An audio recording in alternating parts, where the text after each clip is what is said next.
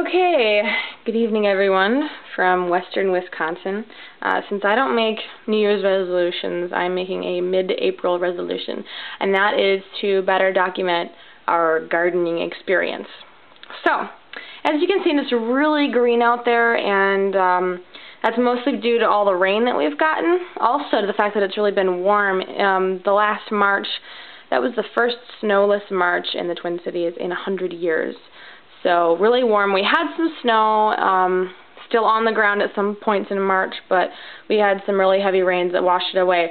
Just like we had a really heavy rain. Well, we had a heavy rain yesterday, and we had rain this morning, and we just had an enormous dump all on our backyard and everywhere, and the rain was just cascading off the roof. It was ridiculous.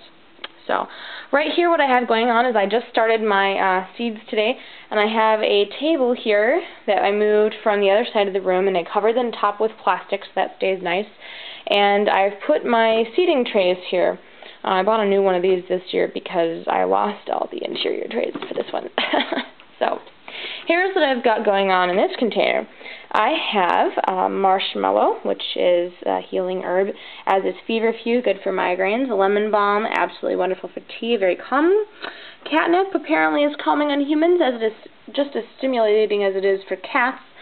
Fennel, this is what I'm harvesting for the seed rather than the bulb. I'll be having some bulb fennel in the backyard. Thyme, of course, and basil. I think I planted in both of those squares there. Basil we had last year, but it's going to need some replanting, so fun times. Also, here what I have going on in this bag is I decided, based on something in a book I read, which I'll show you later, to soak pepper seeds in lukewarm water and for 2 hours, and then put them in a moist paper towel, 2 layers of paper towels, and put them in a bag. And I'm going to chuck them, so once they start sprouting, then I'll put them in, I have 12 of these little peat pots that I'll put them in. And they're just kind of chilling here right now. There's nothing in them. And I'll water them and all that stuff. And then once it's time to plant them, then I'll actually plant them.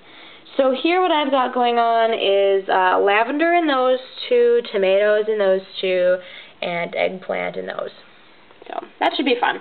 The eggplant is a Japanese eggplant. It has a thinner skin and fewer seeds. It's supposed to be easier to cook and tastier. Not as eggplanty. These tomatoes are known as brandywine tomatoes. They're heirloom, as are many of the vegetables that I'm planting this year. So, here I have, first off, this is an excellent book. It's called Country Wisdom and Know-How, Everything You Need to Know to Live Off the Land, put out by the editors of Storybooks. And it has absolutely everything from how to build a root cellar to skin a rabbit, and just absolutely everything in between, and a whole big section on gardening.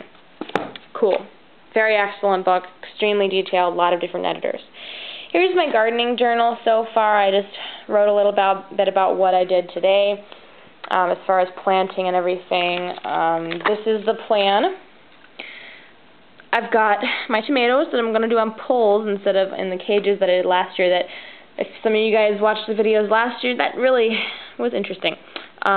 Salad mix. I've got an Asian salad mix that I'll be following up with broccoli. They're both really short seasons. Those peppers will go here. Sugar snap peas on a trellis, my Japanese eggplant, and beets in succession, followed by hopefully something else. I'll have some pickle hills, cucumbers that I will pickle, and a couple little bushes over there, and 2 hills of zucchini. I think that'll be plenty. Yellow squash. I really love yellow squash, probably even more than I like zucchini. Some Savoy spinach. It's more of a crunchier, sort of a wavy leaf than we had last time, and then the fennel bulb on that space there. I've got carrots here in succession, green onions, which we'll harvest early and then freeze and whatever, or dry, and then followed by salad. Plum tomatoes, also known as Roma tomatoes. A friend of mine has some seeds that she's going to give me, and yellow onions. Over here we have our herbs. The underlined is ones that are coming back this year that were established last year. Last year we had established sage and chives and oregano, and those are really coming back strong. We also did parsley, lavender, and mint, and those are sort of there, but I don't really know if they're there. The lavender we have more of. Parsley, I'm not going to die if I don't have and mint. It should come back. I don't know. We can always plant more. Thyme and then basil we're also planting this year. So that's pretty much it. We're also going to add some pavers probably to the side just to help out our next door neighbor so he doesn't have to, or the guy whose yard backs up to us, so he doesn't have to mow next to our raised bed. These are sets, onions that you plant. Some of you guys probably know that you plant. They're like little baby unborn onions that never really got a chance to do anything last year. They save them, dry them, and you can use them next year. These apparently, according to a master gardener that Jared heard on NPR, I guess it was NPR because it's on the radio, and nobody else talks about onions. And she said that if you can grow bigger onions by using seeds. And since I want to use the plot that the onions are on for something else later in the season, I'll be using these for green onions, and then I'll be using these for our big yellow onions, because I love yellow onions a lot. And hopefully we'll be able to put those, and they take seriously like 162 days, so we're going to wait a while for those. So here's, we've got our salad mix. This is a seed company that I've never used before called Botanical Interest. They're actually based out of Brighton, and these I purchased in December, and they're technically last year's seeds, but the people I bought them from, they have a nursery, and they said they plant their seeds that they don't use, and they use them, and they work just fine. So we'll see. And this is Wisconsin, and apparently everything grows out here, so we'll see.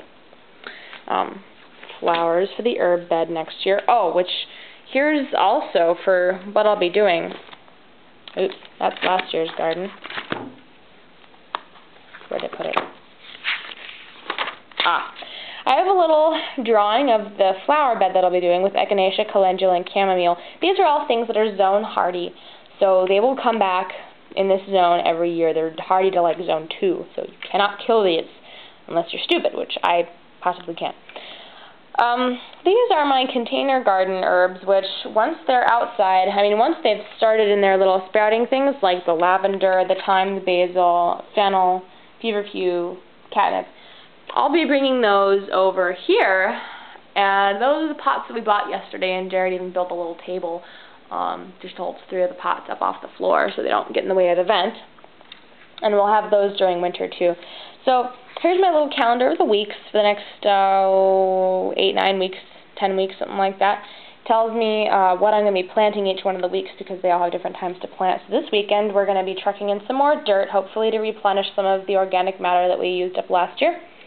I'll be planting my salad mix, starting my first carrots, some broccoli, maybe, I don't know, maybe not, sugar snap peas, spinach, possibly, and I already started all my seeds indoors that I need to start. This is the last chance of frost sometime in May, in the mid-May, and I'll be starting my fennel and cucumbers then, plant the beets 2 weeks before the last frost, planting some more carrots, zucchini and summer squash, and all the rest.